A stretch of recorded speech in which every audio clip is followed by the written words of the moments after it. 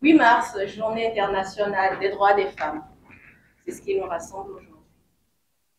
Et c'est avec beaucoup d'émotion que je voudrais remercier ma précédente oratrice pour l'ambiance qu'elle a su créer, pour susciter en chacun de nous une question. Femmes, que voulons-nous? C'est la raison pour laquelle nous sommes tous ici ce soir, parce que cette année, dans le cadre de la célébration de la Journée internationale des droits des femmes, l'ONU a choisi comme thème « Investir en faveur des femmes, accélérer le rythme ». Quel était le rythme? On va le découvrir. Pourquoi il faut investir dans les femmes et pourquoi est-il urgent aujourd'hui d'accélérer le rythme? Et pour répondre à ces questions, Toastmaster Cotonou Elite Club a eu la prestigieuse idée d'inviter des panélistes de haut grade. Je voudrais à mes côtés inviter Madame Jelena Katik. Elle est chef de bureau du coordonnateur résident du système des Nations Unies au Bénin. Quand on parle de Journée internationale, naturellement, il s'agit d'une initiative des Nations Unies. Donc, sous vos ovations, j'aimerais bien qu'on accueille Madame.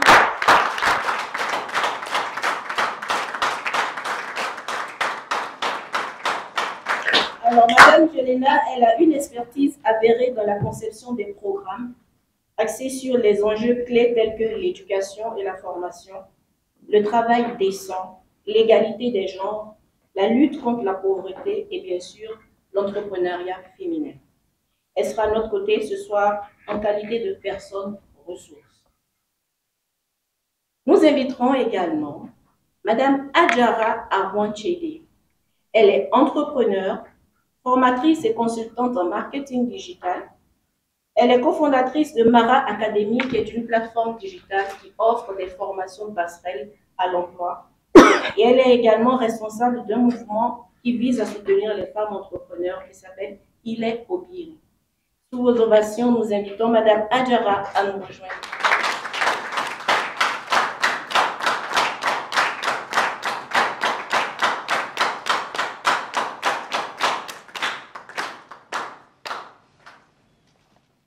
Madame Annick Denarco.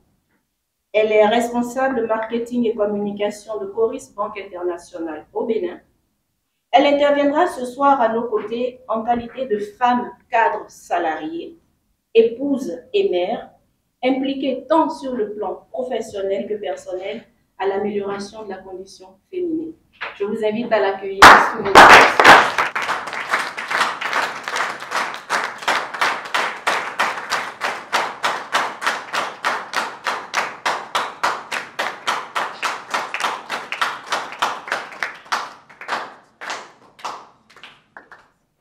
Comme vous le savez tous, ici à Toastmaster, lorsque nous parlons de femmes, nous pensons également aux hommes qui soutiennent l'émancipation des femmes au sein du mouvement. C'est à ce titre donc que nous avons le privilège de recevoir aujourd'hui à nos côtés Monsieur Vibou Etienne. Monsieur Vibou est past président du club. Il est patron d'une société de sécurité privée au Bénin qu'on appelle City Home Security et qui emploie aujourd'hui 1500 personnes. Il est chargé de mission également d'une société allemande qui recherche des opportunités d'affaires. Donc, nous allons recevoir aujourd'hui à nos côtés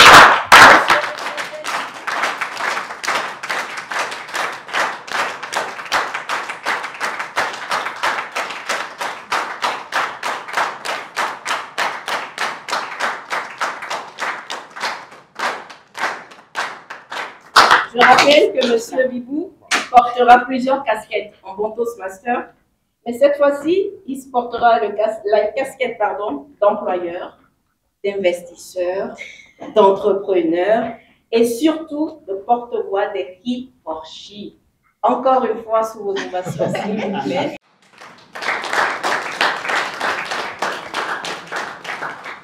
Et pour conduire ce très beau panel, j'ai été désignée en tant que modératrice.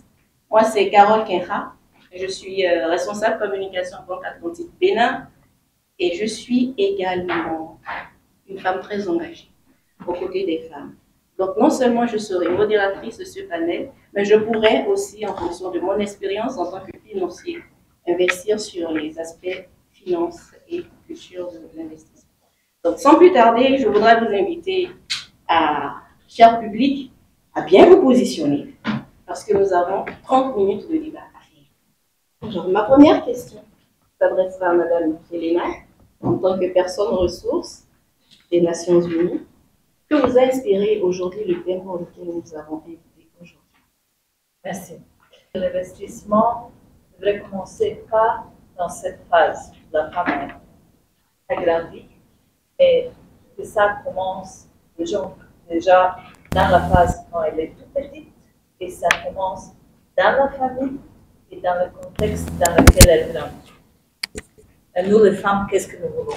Moi, je me pose la question, moi, qu'est-ce que moi je veux? Parce que si je ne sais pas la réponse à la question, la vraie réponse, pas les réponses qui m'ont imposées par la famille, par la société, par mes amis, les choix qui me sont imposés, ça, c'est pas la vraie réponse, c'est ce que je veux. Et encore une fois, une autre motivation, c'était mon parcours professionnel. Donc, je suis cravate d'origine, donc je travaillais chez moi, j'ai passé un temps en Russie, là, dans la région, et puis j'ai décidé de changer ma vie. Et je suis là. Et quand on me demande pourquoi, le dernier choix, donc les autres choix quand je cherchais des clés, c'était pour moi et quelqu'un, pour répondre aux attentes, parce qu'il a fallu s'occuper de la famille, aider aux parents, tout ça. Mais l'avenir en Afrique, c'était un choix pour moi-même. Donc je me suis dit finalement, je peux prendre quelques moi, qu'est-ce que moi je veux et qu'est-ce que moi je veux faire pour moi. Pas pour aider mes parents, pas pour répondre à l'attente de société qui pense que je dois être une mère, avoir une famille. Qu'est-ce que moi je veux? Et moi, je voudrais voir le monde changer de la manière qu'on permet aux filles en Afrique de se poser cette question-là le jour quand elles commencent à aller à l'école. Quand elles sont toutes petites, qu'elles peuvent faire le choix, qu'on ne leur impose pas le rôle. Voilà, tu es une fille, donc tu te habilles comme ça, voilà, tu joues avec ça, et tu ne fais pas ça parce que tu es une fille et c'est un garçon qui doit faire ça. Parce que quand je suis arrivée ici il y a 4 ans, je me suis retrouvée devant quelque chose qu'on peut appeler quelque chose qui est un peu générationnel. Chez nous, c'était quelque chose qui se passait il y a 150 ans. Et moi, j'avais l'impression que les femmes ici vivent les réalités qui ont été vécues par ma grand-grand-grand-mère. Donc, la femme ne peut pas faire ça, la femme ne peut pas décider pour soi-même, la femme ne peut pas aller cultiver sa terre, elle doit aller cultiver la terre de son mari et tout ça. Parce que nous, ici, on parle à un niveau d'élite. Et les opportunités qu'on doit créer et qu'on se doit de créer, ce sont pour ces filles-là qui sont quelque part dans un village et qui n'ont pas l'opportunité. Parce que nous, ici, on a l'opportunité. Soit on les a créés nous-mêmes, on a eu un peu de la chance, ou on a grandi dans les familles qui nous ont permis d'avoir l'opportunité. Mais beaucoup de filles, et mon collègue de C avec lequel on travaille, n'ont pas cette chance. Et pour eux, si on peut créer un monde tous ensemble, c'est ça ma motivation, créer un monde tous ensemble, petit à petit, chacun en commençant par soi, qui va changer leur opportunité de demain, déjà on a fait beaucoup. Merci. Très bien, je vous remercie Madame Julina. Je donnerai la parole à Monsieur Vibou, en tant que porte-voix du mouvement He4She, employeur multitâche, polyvalent. Que vous inspire le thème de ce jour? Merci. En lisant le thème, je me suis posé la question, est-ce que c'est vraiment pour nous? comme Mme Léla l'a dit tout à l'heure. C'est vraiment pour nous ce thème. Parce que je serais beaucoup plus intéressé par un thème qui est encore beaucoup plus en mission. Parce qu'aujourd'hui, tous ceux qui sont ici comprennent que investir dans la femme a un impact financier positif direct. Je suis un employeur, dans mon administration, ce n'est pas pour rien que mon administration, ma première ceinture est composée de 98% de femmes. Et ça marche. Donc tous ceux qui ont fait cette expérience aussi sont convaincus qu'il faut investir dans la femme. Et donc, autant que nous sommes ici, ça crève les yeux aujourd'hui de voir que la femme compétit au même niveau que l'homme. Et qu'en mathématiques, elle peut avoir 20 tout autant que l'homme. Et qu'elle peut être scientifique, comme elle peut être littéraire. Et les docteurs, on en a ici qui sont aussi femmes. Donc le problème ne se pose pas aujourd'hui, ici, je dirais à Cotonou, dans cette salle, qu'il faut forcément investir dans la femme. Mais c'est beaucoup plus. Comment se convaincre davantage et aller en mission, aller dire à ceux-là qui n'ont pas compris que investir à la femme a un impact durable, un impact financier. C'est ça le problème. Donc, quand j'ai lu le thème, je me suis dit, ben, ici, je viens beaucoup plus pour dire que, alors, allons tous le dire aux autres, mais quant à nous, Dieu merci. Merci beaucoup, Monsieur Vibou. Vous avez parfaitement compris l'ambiance de ce panel. Comme vous l'avez su, ce n'est pas de faire de grands discours, parce que tout ça, comme l'a dit Madame Gélina, on peut trouver sur Internet.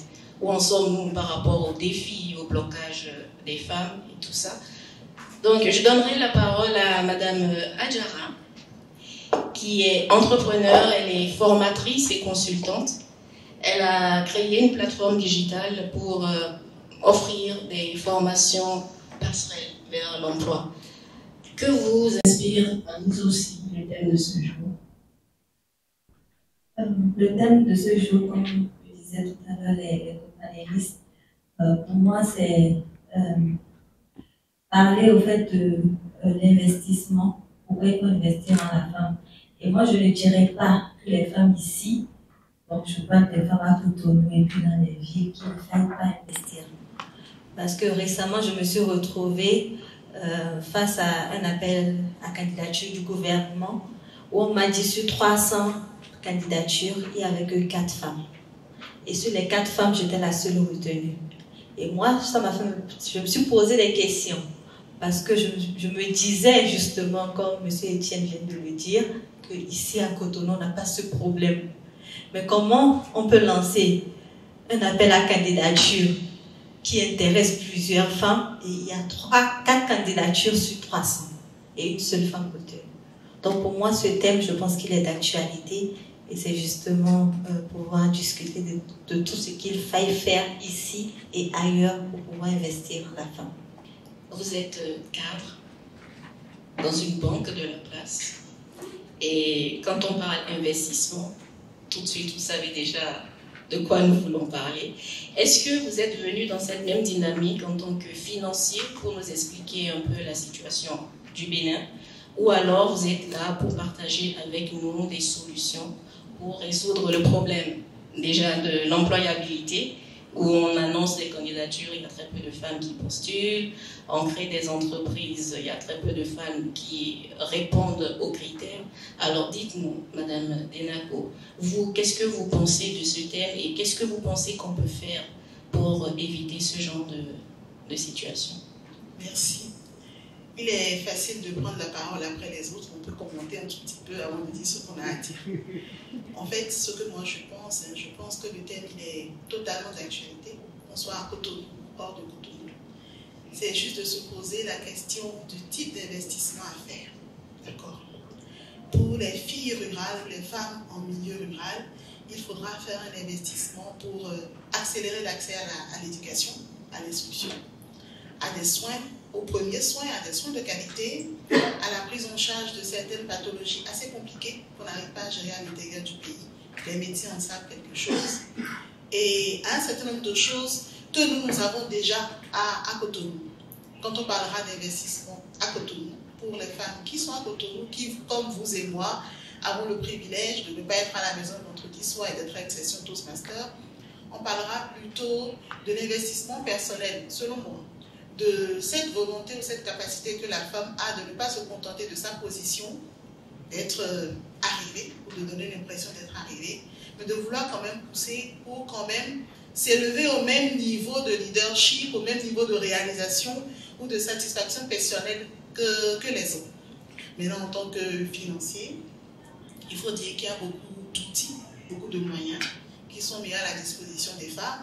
Il y a des comptes épargne spécifiques, il y a des produits de financement spécifiques qui sont destinés aux femmes, mais qui devraient, au-delà de ces béquilles qu'on offre à la femme, pousser la femme à se dire j'ai un potentiel, parce que l'investisseur, il investit parce qu'il sait qu'il peut rentabiliser l'investissement qu'il est en train de faire.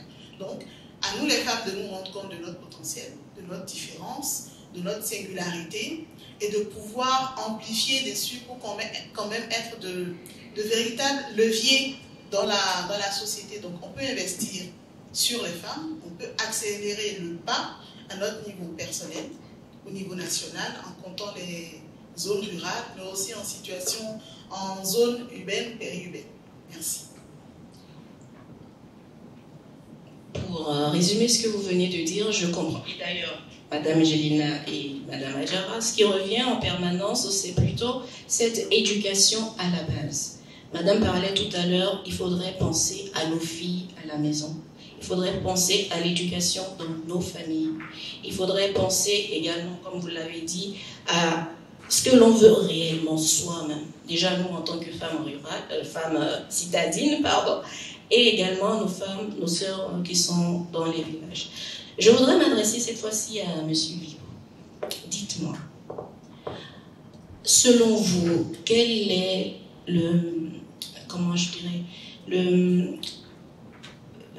point clé qui pourra vraiment déclencher, susciter la motivation chez les femmes sur le point de l'éducation? Parce qu'on a dit tout à l'heure, c'est l'éducation à la maison, c'est l'éducation depuis le jeune âge.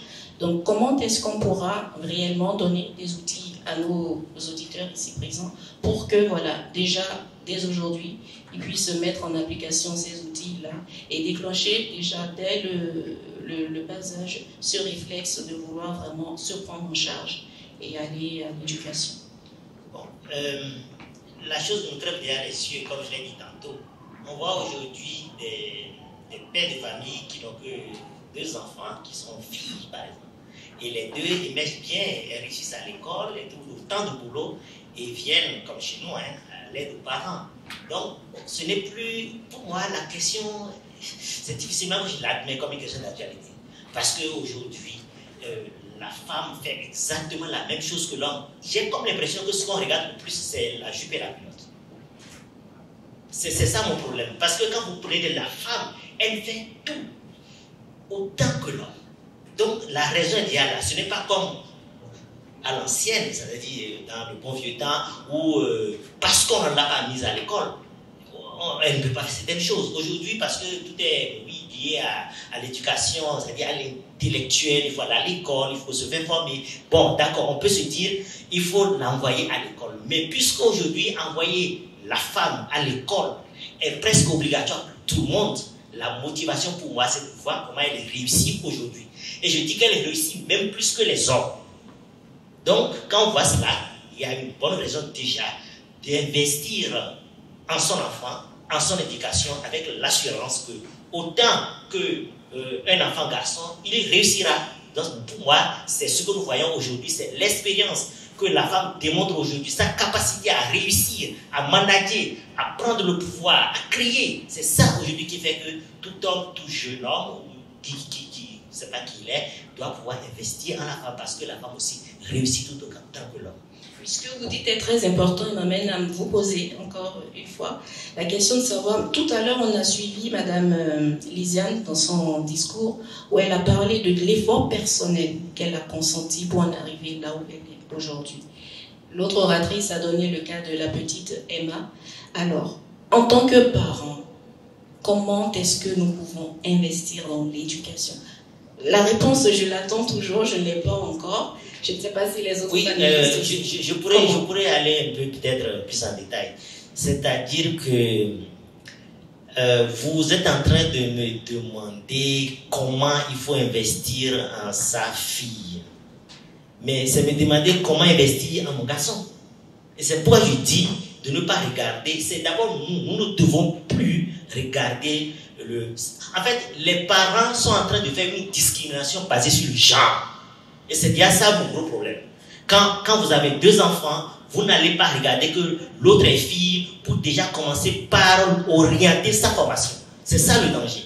Et il y en a qui se prennent de dire, bon, parce que lui, il a une fille, ben écoute, rapidement, bon, c'est pas grave, il faut, au lieu que peut-être on l'envoie, on a les moyens de l'envoyer faire les grosses études, on dit non, le garçon n'a qu'à partir d'abord, quoique c'est pas le garçon qui est le premier à partir. Et c'est ça le problème. Donc, nous, en tant que parents, nous devons arrêter d'abord notre propre discrimination basée sur le genre. Et c'est ça qui fait qu'on met la fille de côté, on met l'homme de côté, et on va faire les crédits, éducation scolaire, parce qu'il faut pousser l'homme, et on se dit que le garçon, bon, il faut le pousser, la fille, on attend après. C'est bien ça, et ça s'observe dans les ménages. C'est ça à la base. Parce qu'en réalité, quand les deux arrivent à l'étape, je vais dire universitaire par exemple, mais allez-y voir, la fille, tout autant que l'homme, les deux, enfin le garçon, les deux font face, n'est-ce pas, à leur choix de vie, à leur choix de projet pour demain. Et c'est en ce moment seulement que la fille s'impose à ses parents. Et c'est pourquoi moi je dis, ce n'est plus comment investir en la fille, mais c'est beaucoup plus motiver les parents à considérer les deux comme devant réussir de façon égalitaire. Qu'est-ce que vous pensez de... Je ne pense pas qu'il s'agit de la discrimination basée sur le genre. On doit le regarder un peu plus en profondeur parce que essentiellement, il s'agit des valeurs de société. Parce que c'est ça. Parce que les femmes partagent les valeurs des hommes. Et il y a des femmes, les mères, qui ne vont pas encourager leurs filles parce qu'ils commencent par soi. Pour moi, ce sont mes valeurs. Et moi, je veux que mes valeurs soient respectées par mes filles. Ma mère a 75 ans et elle ne comprend pas mes choix. Elle souhaiterait que je sois tranquillement mariée quelque part à côté d'elle ou près d'elle pour qu'elle puisse m'appeler chaque jour autour de midi pour me raconter des choses. Non, et c'est ça essentiellement que c'est très difficile à changer parce que les parents ont grandi dans un contexte qui est différent. Et ils ont vu les valeurs de leurs parents. Et ce sont les valeurs de la société qu'on doit changer. Parce qu'il faut s'admettre ici. Les valeurs de ces sociétés sont extrêmement patriarcales et sont extrêmement traditionnelles.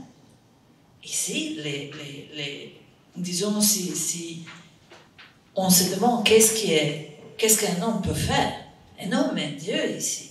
Et la femme ne peut pas faire les mêmes choses pour les hommes. Je vais vous raconter une anecdote.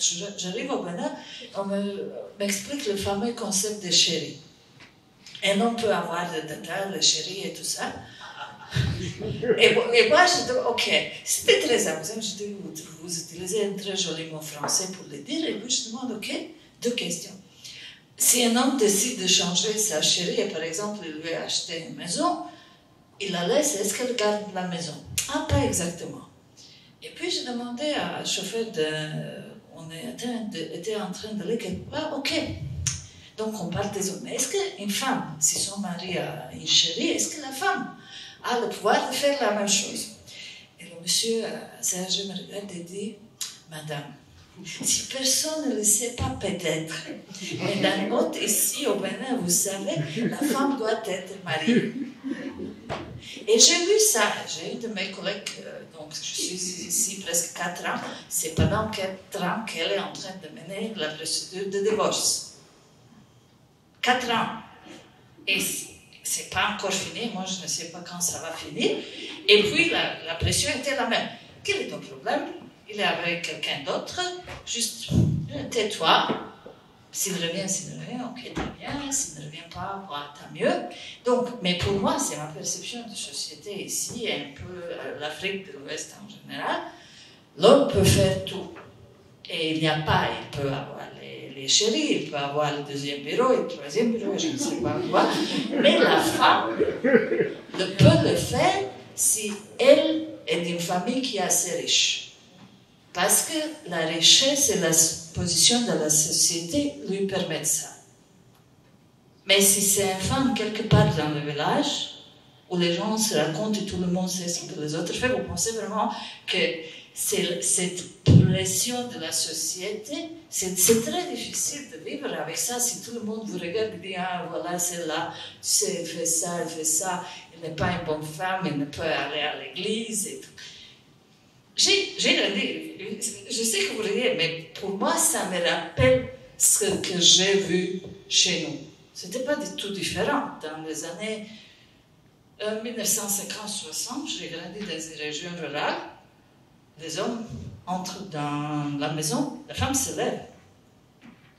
La femme se lève. Ou les hommes mangent les premiers parce qu'eux qui font le travail physique, et puis les femmes et les enfants mangent après. Mais heureusement pour nous, on a eu la Deuxième Guerre mondiale, le socialisme, et puis les femmes se sont émancipées. Mais ici, je vois encore ça. Et c'est tellement naturel pour les femmes d'accepter ça, de ne pas contredire un homme, même s'ils ne sont pas d'accord, pour un homme de crier à une femme. Parce qu'il pense qu'il a le droit, dans le milieu professionnel, ou je ne sais pas quel milieu, de crier, de lever sa voix et dire quelque chose à une femme. Donc c'est la société qui devrait changer.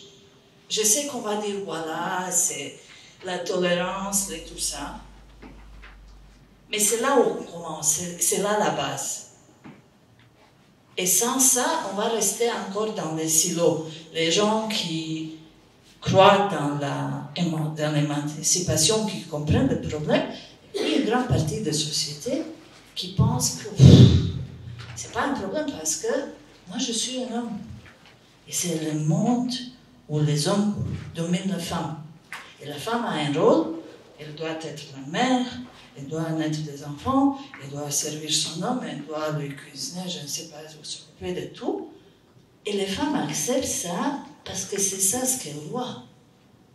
Tout le monde n'a pas de la chance de connaître les gens qui vont les appuyer dans ces changements. Parce que c'est notre dernier mot, la peur. Parce que les gens craignent les changements. Surtout les changements qui les forcent de sortir de leur zone de confort. Et ici, la zone de confort, c'est le patriarcat et c'est les valeurs conservatrices. Merci. Merci beaucoup, Madame Jelena. Donc, pour résumer, ce que vous avez dit, c'est que le plus important, c'est de travailler à l'émancipation des femmes. C'est bien ça. Donc, pas question d'investissement par-ci, formation par-là. Le plus important à la base, c'est bien travailler à l'émancipation des femmes. Madame Adjara, qu'est-ce que vous en pensez? Moi, mon avis par rapport à ça, moi je pense que la femme reste la femme et l'homme reste l'homme.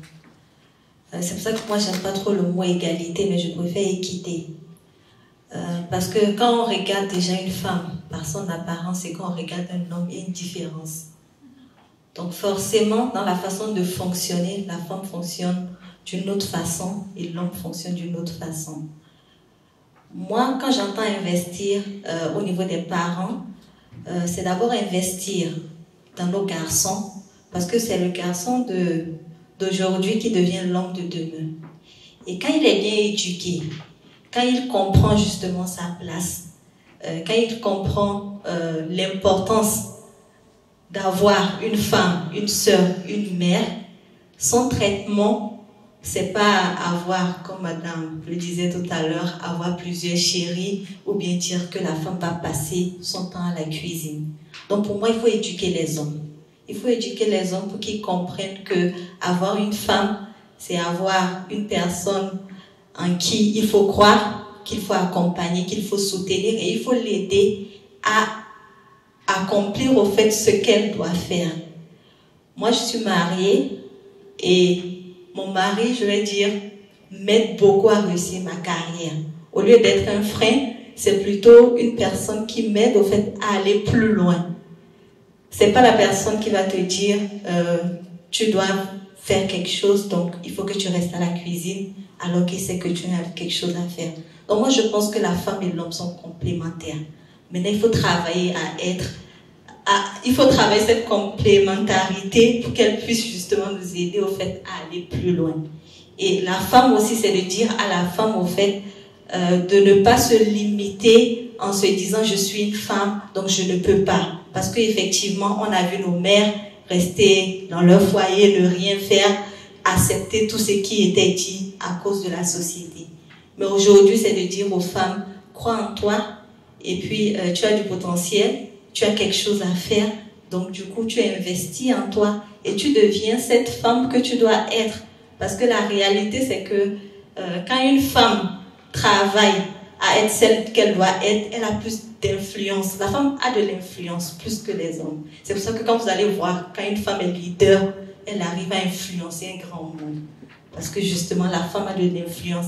Et c'est cette influence-là qu'il faut travailler tout en sachant que l'homme a sa place, la femme a sa place. Et les deux sont complémentaires pour justement rendre ce monde plus beau. Moi, c'est mon avis. Madame Annick, votre avis sur le sujet? Là, nous sommes toujours sur le volet éducation et formation. Merci. Mon avis sur le sujet de l'investissement, comme je le disais tantôt, c'est un investissement à tous les niveaux, en fait. C'est un investissement des parents sur leurs enfants, de manière égale, qu'il s'agisse des garçons que des filles. C'est pas la peine de laisser le garçon lire un bouquin ou regarder la télé quand la fille est astreinte à faire la vaisselle ou faire la cuisine. On fait les tâches ménagères à tour de rôle, chacun apprend à faire. Cet investissement fera, comme le disait ma collègue ou ma co-panéliste, fera que les hommes de demain seront vraiment des hommes qui comprendront le rôle que la femme a dans la société. C'est un investissement de nous femmes aussi, parce que ce n'est pas forcément en changeant nos valeurs, en changeant notre société qu'on arrivera à performer. C'est de pouvoir trouver le juste milieu, le juste investissement à faire pour que, dans ma position à moi, sans crier, sans revendiquer, j'obtienne des choses pour les femmes des générations à venir. Nos mamans ménagères n'étaient pas inutiles. La mienne, paix à son âme, n'a pas travaillé, mais elle nous faisait l'activité matinale entre 6h et 6h30 tous les jours. Ça a fait qu'aujourd'hui, je fais peut-être moins de fautes quand j'écris du texte. Donc, dans nos positions, qu'on soit homme ou qu'on soit femme, on a un rôle à jouer pour que les femmes, milieu rural, milieu citadin, quand même arrivent à leur plein épanouissement. C'est mon avis. Merci. Merci. Je suis d'accord avec Léna qui parle de transmission des valeurs. Et c'est pourquoi je voudrais donner 3 directions à l'éducation. La première, on va maintenant investir sur le moment. Qu'elles comprennent que s'il y a des formations, à travers des formations, qu'il n'est pas bien aujourd'hui qu'on donne beaucoup plus la place à l'homme quant à son futur et que, comme vous l'avez dit, autant que la fille, que le garçon aussi fasse des tâches ménagères. Et c'est ce qui va lui montrer que demain, quand il sera homme, qu'effectivement il est homme, la femme aussi est femme, et donc bon époux, il faut l'aider. Très bien. Mais sur le garçon aussi, oui, je suis d'accord que lui aussi commence par apprendre que effectivement la femme de demain, c'est il sera époux demain, n'est-ce pas? Il aura aussi une fille, et que comme on l'a appris, lui aussi, il doit se prédisposer à éduquer ses enfants, ses filles, que demain, elles seront aussi responsables, qu'elles peuvent être entrepreneurs, qu'elles peuvent être, enfin, tout ce qu'un homme peut devenir. Mais je pense aussi que l'éducation, et comme aujourd'hui ça pilule un peu partout, c'est le développement personnel. Je pense que on doit agir beaucoup plus sur le mental de la fille qui devient plus tard mère. Parce que j'ai comme l'impression que parfois, comme on l'avait dit, on passe une annonce et qui serait une opportunité et c'est seulement 4 femmes qui se présentent. Mais moi-même aussi, en tant que recruteur, j'ai le même problème. Nous passons chaque fois des annonces réservées, on dit on veut une responsable commerciale et on n'en a pas. Et ça veut dire que soit elles se limitent, ou bien elles n'osent pas, elles ne cherchent pas, elles se disent que, bon, écoutez, voilà. Donc, je pense que c'est à ce niveau-là il y a un problème. Que la femme elle-même se dise, autant que l'homme, je dois être agressive, je dois chercher, où les hommes aussi vont chercher. Parce que je ne pense pas aujourd'hui qu'un recruteur réserve un salaire discriminatoire pour les femmes. Je ne pense pas. Donc je pense que le problème est aussi au niveau de la femme qui doit savoir qu'au même titre que l'homme, elle aussi, elle vaut tout. Alors, de plus en plus aujourd'hui, nous entendons les femmes qui désirent s'affranchir du dictat des employeurs. Elles veulent se lancer dans l'entrepreneuriat. Elles veulent être patronnes d'elles-mêmes parce que dans l'entrepreneuriat, elles ont la facilité de matcher leur vie de couple, leur vie de famille avec leur activité professionnelle. Alors, puisque c'est l'effet mode actuellement où tout le monde parle d'entrepreneuriat féminin, est-ce que vous pensez qu'effectivement, il faut inciter davantage de femmes à s'engager sur cette voie ou plutôt qu'elles s'engagent à leur propre auto-formation en fonction de leurs ambitions personnelles? Là, c'est une question à deux volets. Et moi, je suis pour que la femme entreprenne. Parce que, quelqu'un l'a dit, quand la femme influence beaucoup. Or, aujourd'hui, en tant que manager, ce qui distingue un manager d'avec l'autre, c'est sa façon à s'affirmer. Et donc, quand on connaît toutes ces qualités à la femme, qui entre-temps est formée pour la chose, elle est forcément un bon entrepreneur. Et donc, moi, j'encourage que les femmes entreprennent. Madame Adjara, en juste 30 secondes, qu'est-ce que vous pensez? Est-ce qu'une nécessité pour les femmes aujourd'hui de s'investir dans l'entrepreneuriat? Oui, après, moi, je dirais de ne pas suivre forcément l'effet de mode, parce que l'entrepreneuriat, ça aussi, c'est challenge. Et ça peut être même plus preneur qu'un emploi, parce que justement, l'entrepreneur ne sait pas s'arrêter. On travaille 24 heures sur 24, alors qu'un salarié, souvent, il sait, dès qu'il finit son boulot, il rentre. C'est vrai qu'il peut travailler, mais l'entrepreneur, en fait, réfléchit tout le temps.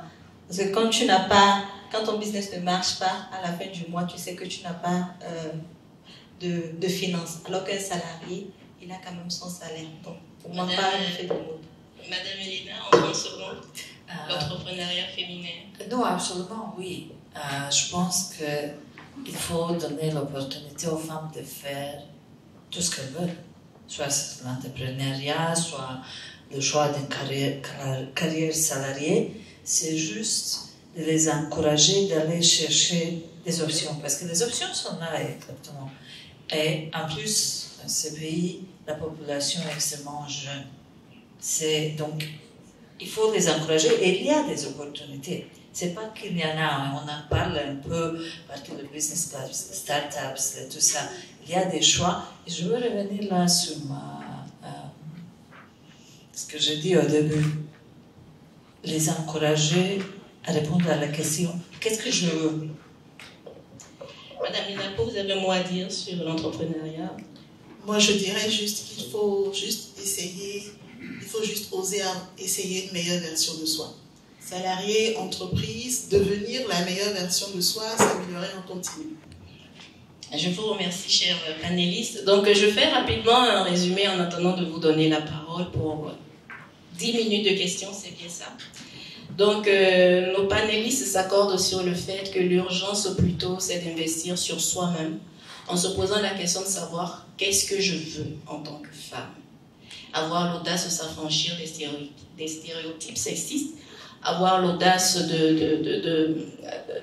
de changer les choses dans son environnement.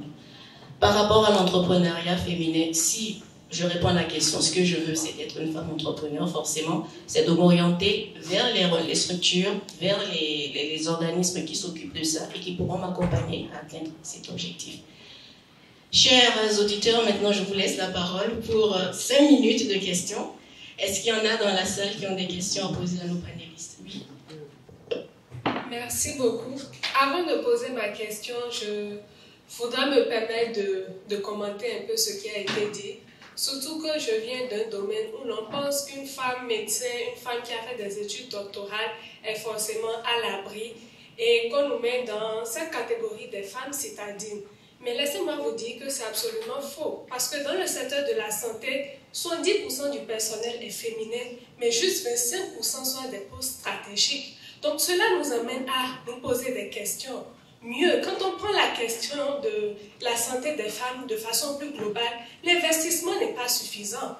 Vous voyez des femmes mourir parce qu'en amont, on n'a pas investi dans un vaccin pour leur éviter de mourir du cancer du col de l'utérus, par exemple. Et mieux, la plupart des décès maternels sont évitables. Et pour finir sur cette question-là, juste 2% des entreprises technologiques destinées à améliorer la santé et le bien-être féminin viennent du continent africain. Et comment est-ce que nous sommes en train de promouvoir le bien-être féminin, la santé, qui est un gage du capital humain féminin, pendant que juste 2% viennent du continent, et comment nous les soutenons? Ma question est pour le Hifoshi du panel. Que pensez-vous du congé menstruel? Seriez-vous prêt à payer le même salaire à un homme qu'à une femme qui s'absente pour des règles? Parce qu'en réalité, physiologiquement, nous sommes en défaveur par rapport aux hommes.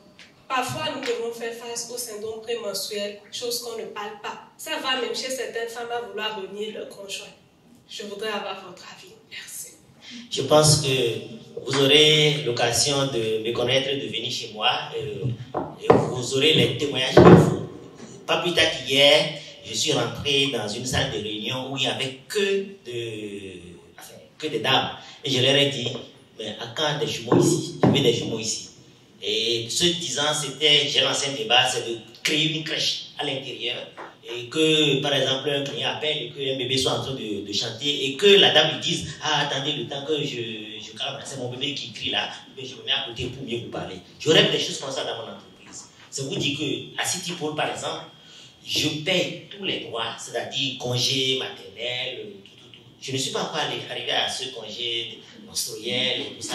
Mais j'y pense, s'il vous plaît. Non, parce que, écoutez, moi, j'ai créé la fin du service à 17 heures depuis 9 ans. C'est-à-dire que j'ai demandé, réfléchissez en votre sein et choisissez comment vous voulez travailler. Qu'on ne me dise pas à 16h30, je suis en clientèle. Alors que la femme est partie pour faire une course rapidement, le cacher dans sa voiture, le temps qu'il sonne pour aller préparer à sa famille à la maison. Alors j'ai dit, vous commencez, vous discutez et elles ont accepté, décidé, n'est-ce pas, donc de commencer à 8h et de finir à 17h. Et donc, 1 heure au moins du clair du jour pour aller faire les courses au marché. Et je le faisais avant que le président Talon me décide qu'on arrête le service à 17h. Alors, donc ça vous dit que oui, et à partir de maintenant, je vous promets, je vais lancer le débat chez moi. Si elle trouve que c'est jouissif, je signerai et qu'on donne ce congé ou bien ce repos menstruel aux femmes. Parce que ce qui est clair, vous ne pouvez pas forcer quelqu'un qui a mal. Si ses menstrues sont douloureuses, elle ne peut pas être féconde au boulot. Elle va faire d'être là, vous n'aurez pas le mal. Donc moi, je préfère qu'une femme au boulot soit la femme qu'elle. Et cette année, j'ai par exemple donné un thème, c'est-à-dire la digestion. Quand je parle avec une dame, quand elle finit, je dois avoir le souffle. Ça veut dire que ce que j'ai dit, elle m'a digéré. Mais si elle ne m'a pas digéré, elle va avoir mal au ventre. Donc ça veut dire que je suis prêt. Non. C'est des questions, parce qu'il faut être convaincu que la femme au travail, je ne suis pas féministe, s'il vous plaît. Mais la femme au travail, c'est différent. Parce qu'elle n'aime pas qu'on lui reproche la même chose 2 fois. Donc moi, j'ai dit, j'ai moyen à parler. Donc c'est pourquoi s'il faut mettre la femme dans une condition aisée et qu'elle me revienne plus en forme et plus féconde, moi je suis prêt. Donc tout ce qu'il faut pour lui favoriser le travail, je le ferai. Mesdames, je pense que ça mérite des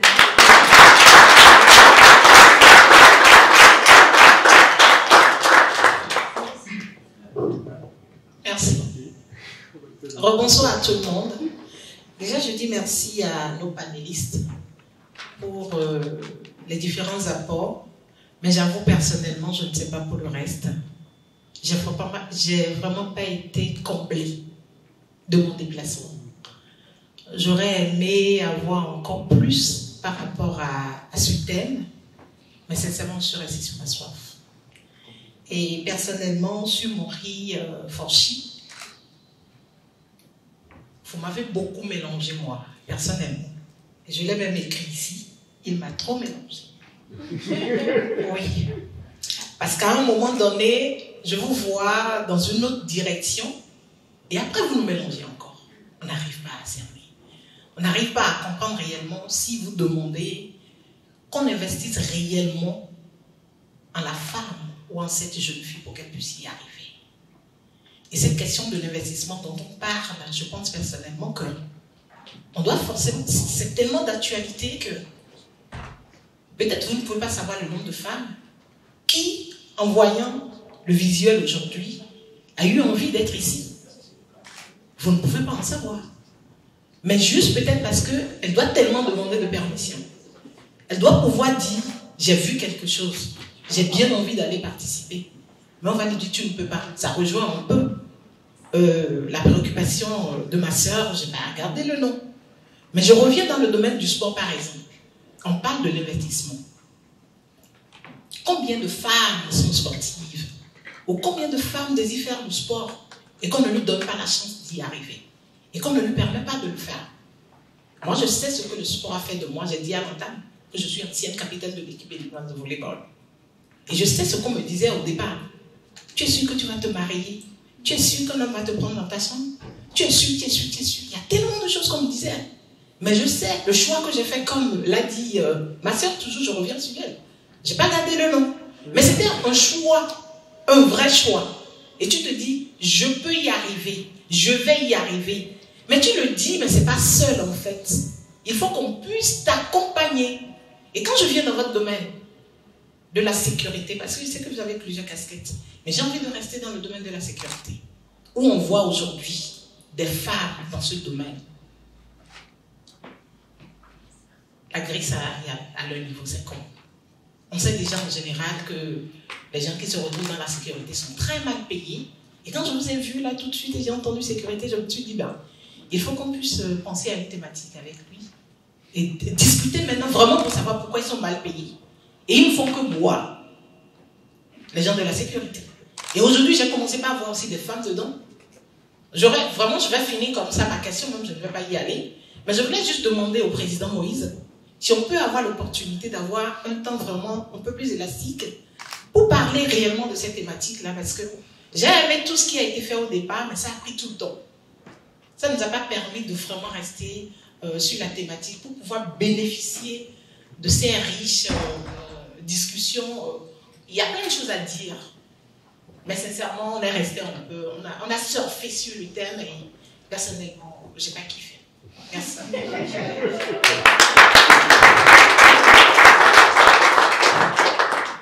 Je vous remercie. Juste 2 ou 3 phrases pour me recadrer à vous. Je l'ai dit au départ que pour moi, je suis d'accord avec vous que la question est d'actualité. Mais je dis, quand on voit aujourd'hui que la femme et l'homme atteignent le même résultat, pour moi, la question n'y est pas. La question pour moi, c'est notre envoi en mission. C'est-à-dire, j'ai dit au départ que ce n'est pas à nous ici que le problème se pose. Oui, moi je suis clair et je maintiendrai ma position. L'emploi des 98% dans ma première ceinture le démontre que je suis convaincu que la femme atteint mieux les objectifs qu'on les fixe qu'un homme. Donc pour moi, c'est indubitable, il faut investir en la femme. Mais je dis, quant à nous ici, est-ce que cette question est adressée à nous? Non, je dis nous devons être, n'est-ce pas, envoyés en mission pour aller dire à ceux qui n'ont pas compris qu'il faut énormément investir en la femme sur tous les plans, que c'est une obligation d'investir en la femme, parce qu'aujourd'hui, je l'ai dit au départ, ça crève les yeux de voir qu'aujourd'hui, les pères qui ont compris qu'ils ont investi en leurs filles, aujourd'hui bénéficient de leur réussite, ou bien on les voit aujourd'hui réussir.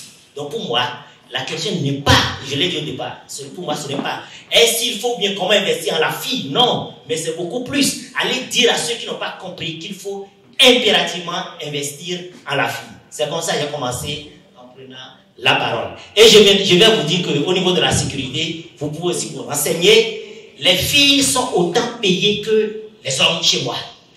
1. Et de 2, je suis le seul qui a créé, tu me paies mieux, je paie mieux mon argent. À commencer par quoi? Qu'il y a un minimum qu'il faut lui payer. J'ai Madame Elena ici qui est l'une de mes clientes et c'est pas pour rien, c'est parce que nous traitons mieux nos agents, je ne me défends pas, que le système des Nations Unies nous a commis. Donc je suis ouvert à la suite du débat, si on a le temps, s'il y a un autre cadre, pour qu'on en parle plus. Mais pour moi, la question n'est pas est-ce qu'il faut le faire, c'est obligatoire. Si je peux me permettre, s'il vous plaît, chers panélistes, chères modératrices, chers membres, en Toastmasters, nous avons une méthode. Et c'est cette méthode que nous essayons d'appliquer. Et c'est cette méthode qui nous oblige à rester dans un temps donné. Et même la modératrice, elle sera évaluée tout à l'heure par rapport à sa capacité à rester dans le temps pour ce panel. Néanmoins, je comprends que c'est un sujet d'intérêt.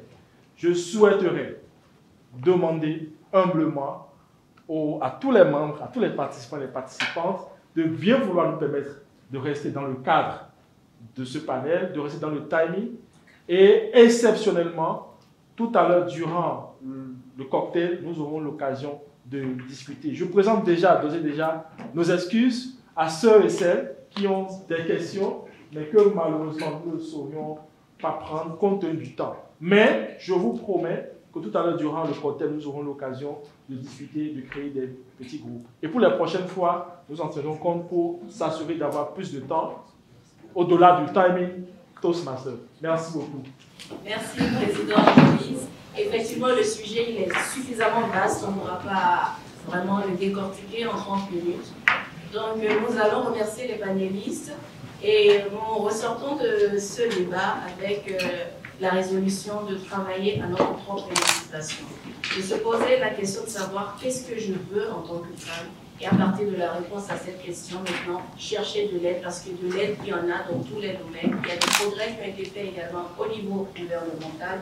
Donc, il suffit d'avoir les bonnes informations, de se rapprocher des personnes ressources et vous allez de l'aide, vous accompagner dans votre projet, quels que soient les stéréotypes, quels que soient les domaines. C'est sur ces mots que je voudrais remercier mes panélistes, que je vous invite à m'accompagner à leur place.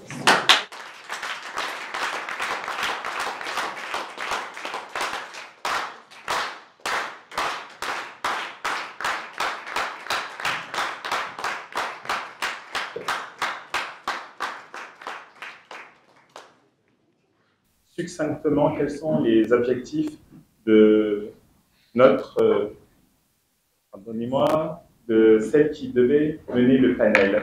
Elle avait pour mission tout d'abord de réunir autour d'elle une équipe d'experts composée en partie de membres qui sont non Toastmasters et de membres qui sont Toastmasters si elle le souhaitait, pour parler d'un sujet spécifique. Elle avait pour objectif de faire en sorte que la parole soit distribuée entre les différentes personnes et de faire en sorte que notre auditoire puisse avoir un peu plus d'informations sur ce sujet spécifique. Elle devait pour cela faire montre d'un certain nombre de qualités, parmi lesquelles l'écoute active et aussi une certaine forme de charisme. Si vous me le permettez, je voudrais vous dire que mon évaluation sera peut-être un peu moins dithyrambique que celle de mes collègues, car je suis, comme vous l'avez bien dit, le directeur des conflits internes. Mais tout d'abord, pour commencer, je voudrais vous féliciter pour le choix des panélistes que vous avez invités. J'ai été agréablement surpris plutôt par la qualité des personnes que vous avez invitées ce soir, par leur grade, par les compétences qu'ils ont pu développer et par le fait que, malgré que ce panel soit consacré aux femmes, que vous ayez aussi invité un homme. J'ai été agréablement surpris par la présentation que vous avez eu à faire. Vous nous avez donné des informations qui sont factuelles et qui nous ont permis de nous situer de manière très claire sur les compétences de chacun. J'ai aussi été agréablement surpris par le fait que dès l'entrée, vous avez donné la parole à chacun des panélistes pour qu'ils puissent se positionner de manière très claire sur le sujet que vous avez choisi. Toutefois, il existe une ombre à ce merveilleux tableau, à ce tableau dithyrambique. Il s'agit en fait de la gestion de la parole. J'ai noté que vous avez laissé chacun des panélistes prendre la parole. J'aurais souhaité que vous leur donniez un temps défini de manière à ce que, par exemple, pendant 2 minutes, Madame Jelena puisse nous exposer très clairement son sujet. J'aurais aussi souhaité que vous puissiez faire en sorte qu'il y ait un peu plus d'échanges entre les participants. J'ai notamment pu voir que certaines positions étaient différentes d'un participant à l'autre. J'aurais peut-être souhaité que vous puissiez susciter, non pas une controverse, mais un moment de réponse. J'aurais aussi souhaité que vous puissiez vous appuyer sur plus de faits, des chiffres, des statistiques. Vous auriez pu, par exemple, nous informer du nombre de filles qui vont à l'école, de manière à ce que l'ensemble du public soit informé, que nous puissions saisir un peu mieux le contexte. Ce que vous avez fait, par contre, brillamment, dans une seconde partie, c'est que vous avez su relancer les différents panélistes en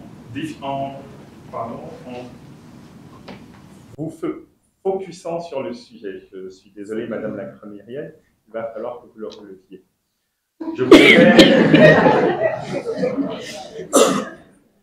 Je voudrais aussi vous demander la prochaine fois, lorsqu'il s'agira de passer la parole aux différentes personnes qui ont des questions, de leur demander de poser les questions en 30 secondes. J'ai vu au moment où vous aviez donné la parole que beaucoup de mains se sont levées et je suis certain qu'il y avait des questions qui étaient très intéressantes qui auraient pu être posées. Et malheureusement, les différentes dames qui avaient la parole l'ont monopolisée pendant trop longtemps et elles ont parlé plutôt de leur anecdote, ce qui ne nous a pas permis de comprendre de manière très claire quelles étaient leurs questions et ce qui n'a pas permis aux différentes personnes qui sont présentes ici de prendre la parole et de poser des questions. L'autre point que j'aurais souhaité soulever, c'est que vous puissiez faire l'intervention du président. C'était à vous d'inviter les différentes personnes qui sont présentes ici à continuer la discussion un peu plus tard. L'intervention du président, de mon point de vue, n'était pas adaptée et c'était à vous de reprendre le leadership sur ce point spécifique-là pour pouvoir faire une meilleure gestion du temps.